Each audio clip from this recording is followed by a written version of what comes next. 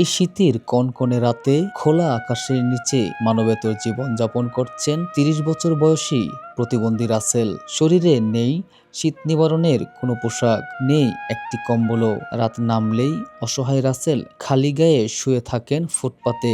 শীতের তীব্রতায় কাঁপতে কাঁপতে কাটে তার প্রতিটি মুহূর্ত। রাসেলের নেই কোনো ঘরবাড়ি, নেই আপনজন, আত্মীয়স্বজন বলতে নেই কেউ যে তার খোঁজ নেবে বা শীতের রাতে পাশে দাঁড়াবে। শারীরিক প্রতিবন্ধকতার কারণে স্বাভাবিক কাজও করতে পারেন না তিনি। জীবনের সমস্ত কষ্ট যেন একাই বইছেন এই যুবক। এমন মানবিক সংকটের মুহূর্তে রাসেলের পাশে দাঁড়িয়েছে ঢাকা প্রেস। শীতার্ত ও অসহায় এই প্রতিবন্ধী যুবকের হাতে একটি কম্বল তুলে দেওয়া হয় ঢাকা প্রেসের পক্ষ থেকে। কম্বল পেয়ে কিছুটা হলেও স্বস্তি ফিরে আসে রাসেলের মুখে। তার চোখে মুখে ফুটে ওঠে কৃতজ্ঞতা আর বেঁচে থাকার একটুখানি আশা। ভাইয়া করে আরো বেঁচে বেঁচে করে দিতে পারে, আমরা দোয়া চাই। শীতে কষ্ট পাইতে আছি, কম্বল দিতে আরামে ঘুমাতেন।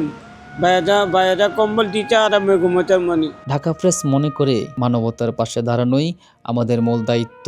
সমাজের বিত্তবান ও হৃদয়বান মানুষদের প্রতি আহ্বান, আসুন আমরা সবাই মিলে রাসেলের মতো অসহায় মানুষদের পাশে দাঁড়াই। একটি কম্বল, একটি সহানুভূতি পারে একটি জীবন বাঁচাতে। ক্যামেরায় আশিককে সঙ্গে নিয়ে আমি সোহেল রানা, ঢাকা প্রেস, ঢাকা।